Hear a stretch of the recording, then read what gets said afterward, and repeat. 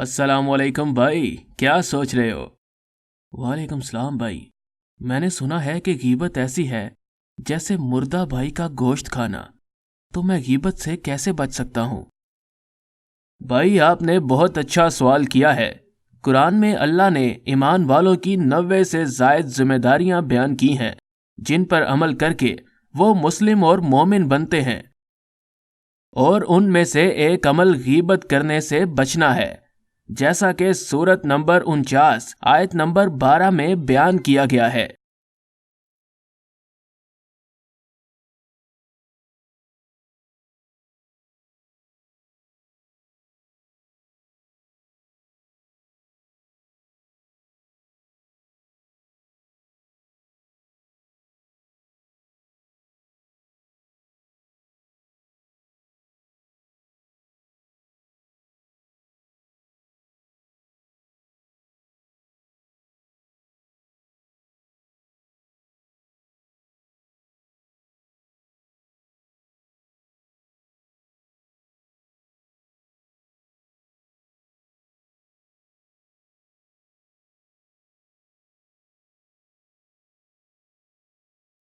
जी भाई, अब मुझे बताइए कि इस गीबत करने से कैसे बचा जाए।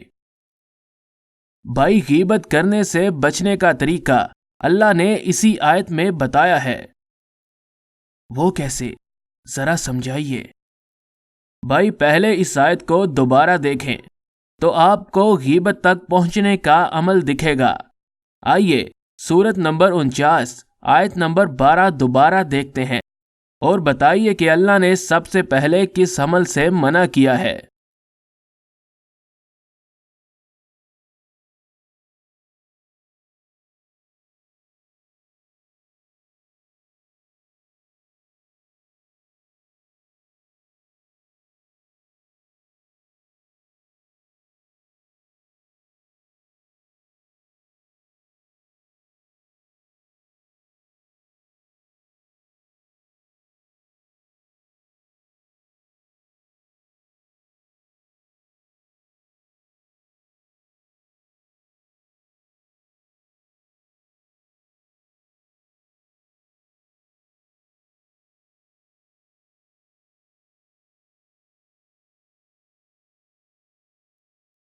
इस आयत के मुताबिक सबसे पहले अल्लाह ने हमें बुरे गुमान करने से मना किया है।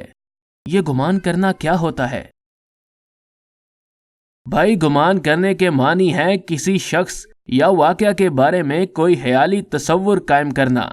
देखिए, जब आप किसी शख्स या मामले के मुतालिक सुनते हैं या देखते हैं, मसलन कोई शख्स देर से घर आता है या तैयार होकर कहीं जाता है या कोई नई चीज खरीदता है या फोन पर किसी से बात कर रहा होता है या शादी से इनकार कर रहा होता है या किसी के साथ कहीं सफर कर रहा होता है, तो आपका दिमाग इस मालूमात पर एक सही या गलत तसव्वुर कायम कर लेता है और अक्सर ये तसव्वुर गलत होते हैं और तसव्वुर करने वाले की शख्सियत के मुताबिक होते हैं।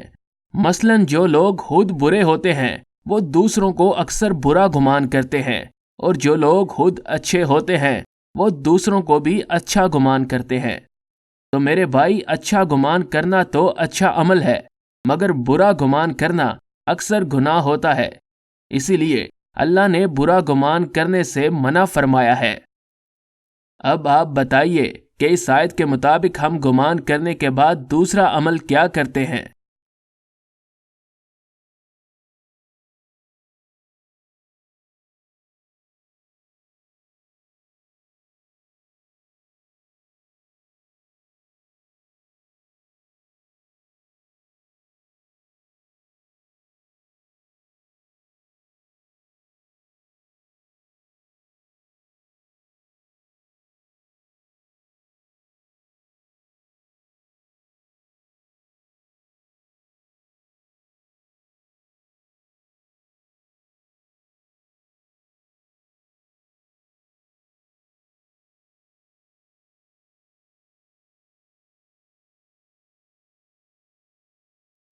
इस आयत के मुताबिक हम गुमान के बाद तजस्सुस करते हैं।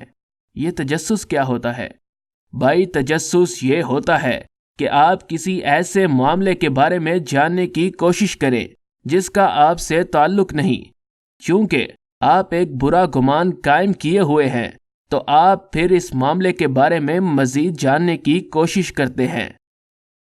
مثلاً کوئی کتنا کماتا ہے یا کہاں سے کماتا ہے، یا کوئی پڑوسی یا رشتہ دار گھر کب آتا ہے یا کب جاتا ہے، یا کوئی شادی کیوں نہیں کرتا، یا کوئی فون پر کس سے بات کر رہا ہے۔ چونکہ ان تمام معاملات سے آپ کا براہ راست کوئی تعلق نہیں، تو جب آپ ان کے متعلق جاننے کی کوشش کرتے ہیں تو آپ تجسس کر رہے ہوتے ہیں، جو کہ ایک گناہ ہے۔ اب آپ بتائیے کہ اس آیت کے مطابق ہم تجسس کرنے کے بعد کیا کرتے ہیں؟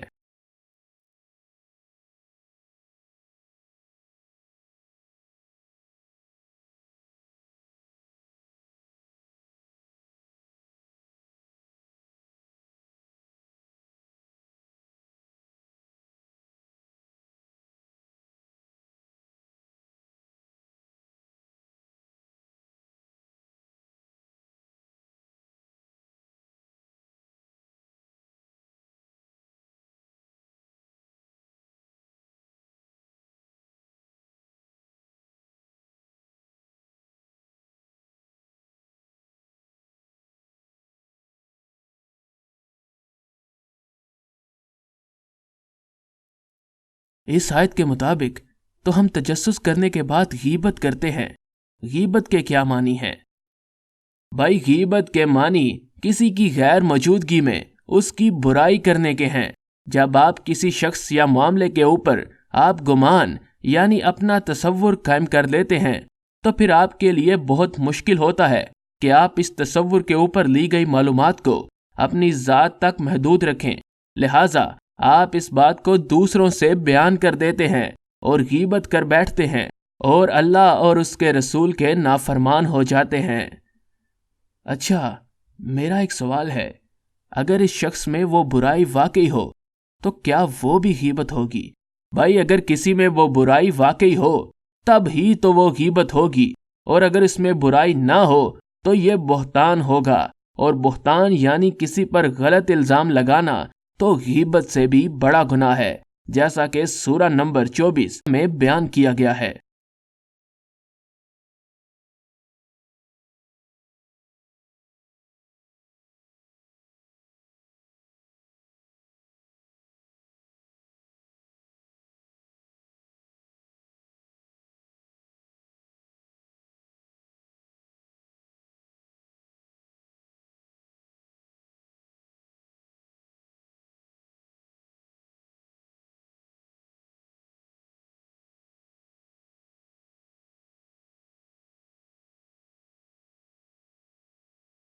یا اللہ، بھائی مجھے تو علم ہی نہیں تھا کہ کسی پر غلط الزام لگانا بہت بڑا گناہ ہے، اور لوگ تو اکثر کسی کے بھی کردار پر الزام لگا دیتے ہیں۔ بھائی، کسی کے کردار پر الزام لگانے کی سزا اللہ نے سورہ نمبر 24 آیت نمبر 4 اور 5 میں بیان کی ہے۔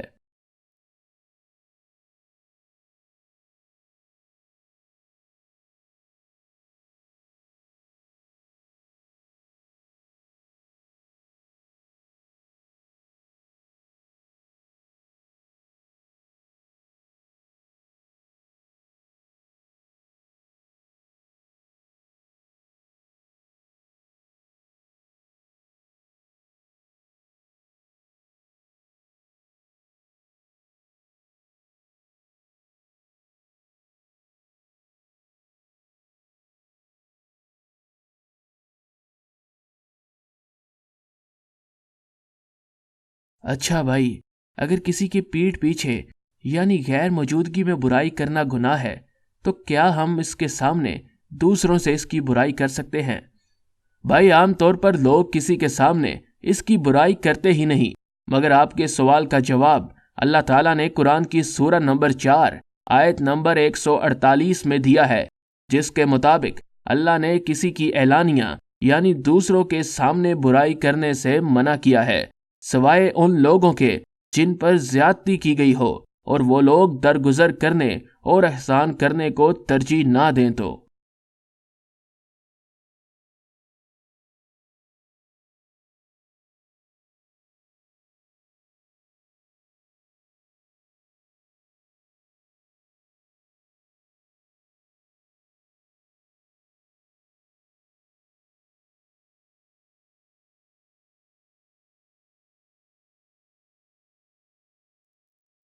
یا اللہ، تو اس کا مطلب یہ ہوا کہ ہمیں کسی کی بھی برائی نہیں کرنی چاہیے، وہ برائی اس کے اندر موجود ہو یا نہیں۔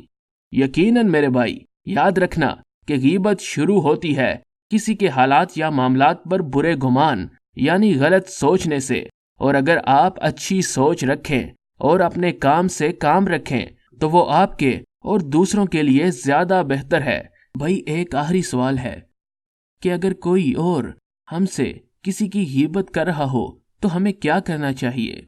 بھائی جب کوئی کسی کی غیبت کرتا ہے تو اللہ کے احکامات کا انکار یعنی آیات کے ساتھ کفر کرتا ہے، یعنی جانتے بوجھتے اپنے عمل کے ذریعے اللہ اور رسول اللہ صلی اللہ علیہ وآلہ وسلم کے احکامات کا مذاق اڑاتا ہے۔ تو آپ کی پہلی ذمہ داری تو یہ ہے کہ ان کو آیت بتا کر روکیں، اور اگر یہ نہ کر سکیں تو دیکھیں اللہ نے سورہ نمبر 4 اور آیت نمبر 140 میں کیا حکم دیا ہے۔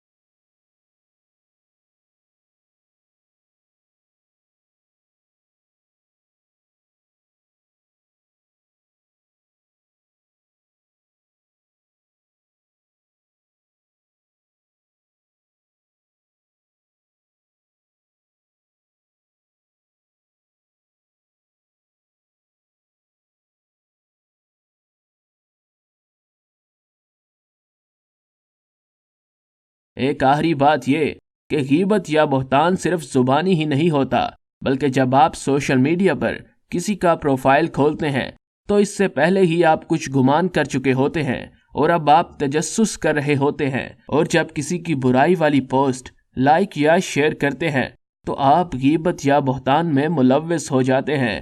اور اگر آپ یہ سمجھتے ہیں کہ آپ کسی کے ساتھ ہوئی زیادتی پر آواز اٹھا رہے ہیں تو یاد رکھیے گا کہ کوئی بھی سنی سنائی بات بغیر تصدیق کے آگے بڑھانا گناہ ہے، جیسا کہ سورہ نمبر 49 اور آیت نمبر 6 میں بیان کیا گیا ہے۔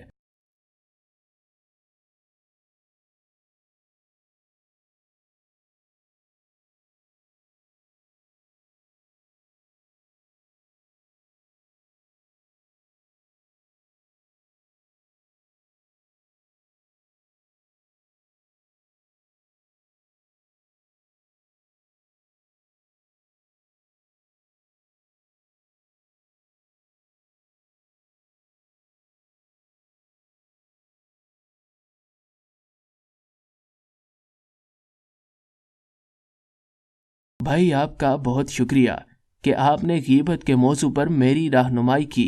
اب میں یہ اللہ کی تصدیق شدہ احکامات زیادہ سے زیادہ لوگوں تک پہنچاؤں گا۔ جزاک اللہ میرے بھائی، آپ ان جیسے اور دیگر موضوعات پر ہزاروں سوالات اور ان کے قرآن سے جوابات اور قرآن کو مختلف ترجموں کے ساتھ پڑھنے کے لیے کوسچن قرآن کے نام سے موجود ہماری مفت موبائل اپلیکیشن ڈاؤن لوڈ کر سکتے ہیں، اور قرآن کو سنت رسول صلی اللہ علیہ وآلہ وسلم پر اپنا رہنما بنائیں۔